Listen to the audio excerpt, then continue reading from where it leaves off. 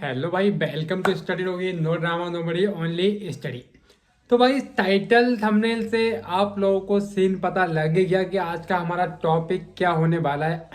तो भाई टाइम को वेस्ट ना करते हम आते हैं हमेशा की तरह डायरेक्ट टॉपिक पर। तो बहुत सारे भाई बहन मेरे कमेंट कर रहे थे कि भैया हमें ये बताओ कि मैथ के नोट्स कैसे बनाएं। अपने आप में एक भाई टफ चैलेंज होता है कि मैथ के नोट्स कैसे बनाएं। जो मेरे प्यारे भाई थोड़े इसमें कंपटीशन की लाइन में थोड़े एक्सपीरियंस हो गया जिसको, उनको तो पता है कि मैथ के नोट्स कैसे बनाए, वो समझ चुके होंगे। बट जो फ्रेशर्स बिगनर्स आ रहे हैं वो थोड़े कंफ्यूज हो रहे हैं कि भाई मैथ के नोट्स कैसे बनाएं। बाकी अगर आप जरूरी नहीं आप फ्रेशर हैं, आपको समझ में नहीं आ रहा कैसे बनाएं, आप फ्रेशर हो चाहे आपको एक्सपीरियंस हो, अगर आपके मन में डाउट है कि मैथ के नोट्स कैसे बनाएं, तो भाई जो कुछ मेरी अपनी थिंकिंग है जैसा मैं करता हूँ वो मैं आपको बता दे रहा हूँ कि मैं कैसे करता हूँ, है ना। आपको अच्छा लगे आप फॉलो कीजिएगा उस चीज़ को, अच्छा ना लगे तो आप उस चीज़ को फॉलो ना कीजिएगा। हो सकता है उससे ज़्यादा बेस्ट आइडिया आपके माइंड में हो तो आप वो मुझे कमेंट बॉक्स में बताइएगा। अगर मेरे को बहुत अच्छा लगे मैं उसको फॉलो कर लूँगा। जरूरी नहीं है ना कि हम अपने मर्जी की ही चलाएं, जो चीज़ जिसको जहाँ से अच्छी लगे वो चीज़ वहाँ से ट्राई करनी चाहिए। और अगर हमें अपनी चीज़ बेस्ट लग रही तो हमें वही करते रहना चाहिए। तो भाई मैं बात करता हूँ मैथ के नोट्स कैसे बनाएं, चाहे वो अर्थमेटिक के मैथ हो चाहे वो एडवांस का हो। ठीक, सबको पता है। देखो बाकी सिलेबस जो है भाई वो लिमिटेड है। मैथ का सिलेबस एक तरह से कहते तो जीएस की ही तरह समझ लो, अनलिमिटेड है। कैसे भाई, चैप्टर ही तो लिमिटेड है, क्वेश्चन तो अनलिमिटेड है। एक एक चैप्टर में 100 200 300 छोड़ो 500 क्वेश्चन तक करा सकते हैं। क्यों, हमारी इच्छा, हम जितनी प्रैक्टिस करना चाहें, जितनी प्रैक्टिस चाहें उतनी कर सकते हैं, है ना। और मैथ में क्वेश्चन भी बहुत बहुत बड़े बड़े कई सारे हो जाते हैं। तो अगर आप किसी से ऑनलाइन क्लास ले रहे हैं तो आप नोट्स कैसे बनाएं, आपको एक डाउट रहता है बहुत सारा।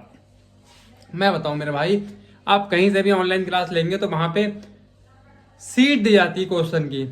जो क्लास बोर्ड में कराए जाते हैं वो भी उस सीट पे होते हैं, और जो नहीं कराया जा रहा होता है वो भी उस सीट में होते हैं। फिलहाल ज़्यादातर जगह क्या है कि जितने क्वेश्चन सीट में होते हैं वो सब कराते हैं, और कुछ एप्लीकेशन वाले कुछ कॉन्सेप्ट कराते हैं, बाकी छोड़ देते हैं आपके लिए। ठीक है, लेकिन भाई ऑफलाइन तो है नहीं कि आपके लिए छोड़ दी, बाद में कल को आप कहोगे सर जी ये वाला नहीं हुआ तो वो आपको बता देंगे। इसलिए कोशिश उन लोग की रहती है कि वो जितने सीट पे देते हैं वो सारे करा देते हैं, उसके बाद आप लोग करो अलग से प्रैक्टिस के लिए, वो आप करते रहो। तो उसके लिए आपको करना क्या है, आप कहोगे यार सारे क्वेश्चन नोट करते रहें क्या, सारे क्वेश्चन नोट करते रहें क्या। तो भाई मेरे हिसाब से तो मुझे जो सही लगता है वो ये है कि एक कॉन्सेप्ट के अगर टीचर आपको 10 क्वेश्चन भी करा रहे हैं ना, तो आप 10 को कॉपी पे नोट मत करो। क्या करो, कॉन्सेप्ट लिख लो पहले। मेन कॉन्सेप्ट टीचर बताते हैं कि ऐसा कॉन्सेप्ट इसमें करना है, ठीक है। जैसी भाषा में आप समझ पाओ, आपको किसी दूसरे को समझाना नहीं है उस चैप्टर को। आपको अभी क्या स्टूडेंट हो, स्टडी कर रहे हो, तो आप ये समझ करो क्या मुझे समझ में आ जाए, बस सामने वाले को आया नहीं आया कोई दिक्कत नहीं। क्यों, क्योंकि मुझे वहां पे किसी को एक्सप्लेन नहीं करना, आपको समझ के एग्जाम में क्वेश्चन आएगा वहां उसका आंसर निकाल के आपको टिक करना है। ठीक, तो जितना करना है उतना माइंड में रख के करो। कॉन्सेप्ट लिख लो पहले वहां पे, फिर उसी कॉन्सेप्ट पे जो सर क्वेश्चन कराना है पूरा क्वेश्चन अपनी कॉपी पे नोट कर लो। मैं नोट्स बनाने की बात बता रहा हूँ, उसको नोट कर लो। उसके बाद सॉल्यूशन जो सर ने बताया वो सॉल्यूशन उस पर कर दो। ठीक है, एक क्वेश्चन आपने कर लिया ऐसे, उसके बाद वो एक ही कॉन्सेप्ट पे और सारे क्वेश्चंस भी कराएंगे, है ना।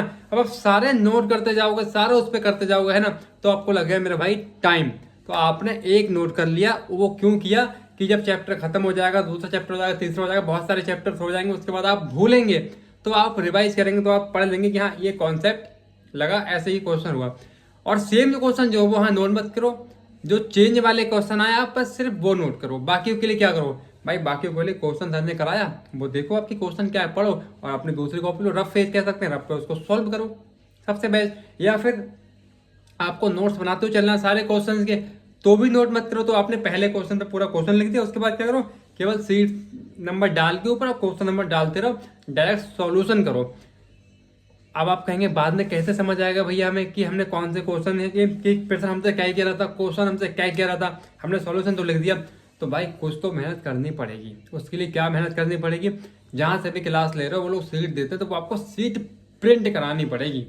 सीट भाई आप प्रिंट करा लो, अगर आपके पास प्रिंटर है तो उसको प्रिंट कर लो, नहीं है तो आप इकट्ठी सीटें पीडीएफ प्रिंट करा लो, इकट्ठी पीडीएफ प्रिंट सस्ते रेट में हो जाती है।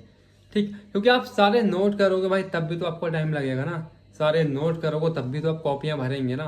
तो भाई सस्ते में उसको प्रिंट करा लाओ। मेन जो एक कॉन्सेप्ट के स्टार्टिंग के 1-2 क्वेश्चन करो, क्वेश्चन लिख के वहाँ पे, और अपना टाइम बचाओ। बाकी के क्वेश्चन आप सारे ऐसे ही करते रहो बिना क्वेश्चन लिखे, बाकी सीट प्रिंट कराते रहो। चैप्टर वाइज एक एक चैप्टर करके आप प्रिंट कराते रहो। आप कहोगे इनको रखेगा भाई, लास्ट में फाइल बाइंडिंग कराओ और एक बुक टाइप की बना लो।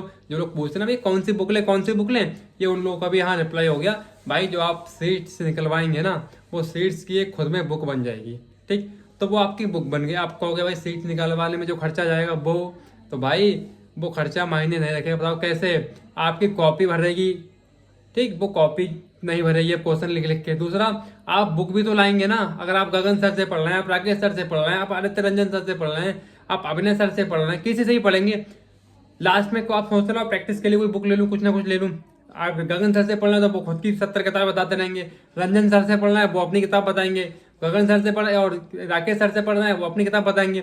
XYZ किसी भी टीचर से पढ़ना है वो टीचर लोग अपनी किताब बताएंगे।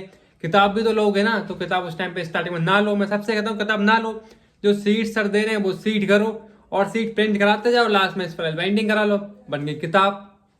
बैच कंप्लीट कर लो। उसके बाद क्या, एक बार रिवाइज मारना है, रिवाइज मारते रहो। अगर कॉन्सेप्ट भूल रहे हो, बाकी भाई PYQ लगाते रहो। PYQ बहुत सारे आते रहते हैं, जरूर नहीं PYQ भी वहां पे लिखो। PYQ भाई नेट से निकालो, प्रीवियस एग्जाम निकालो, वहां के सारे क्वेश्चन लगाते रहो। देखो कितने क्वेश्चन बन रहे हैं। आई होप मैं समझाना क्या चाह रहा हूँ आप लोग थोड़ा थोड़ा समझ पा रहे होंगे। कहने का पर्पज ये है कि एक कॉन्सेप्ट पे आप 1-2 क्वेश्चन कॉपी पे लिख लो, उसको सॉल्व कर लो। बाकी क्वेश्चन केवल क्वेश्चन नंबर डाल के सॉल्व करो, क्वेश्चन मत नोट करो। सीट प्रिंट करा लो, सीट प्रिंट करा के वो करते रहो। जब आप उसको रिवाइज करने को भी बैठो तो भाई आपको वो सीट और कॉपी लेके बैठना पड़ेगा, तब आप क्वेश्चन मैच कर पाओगे।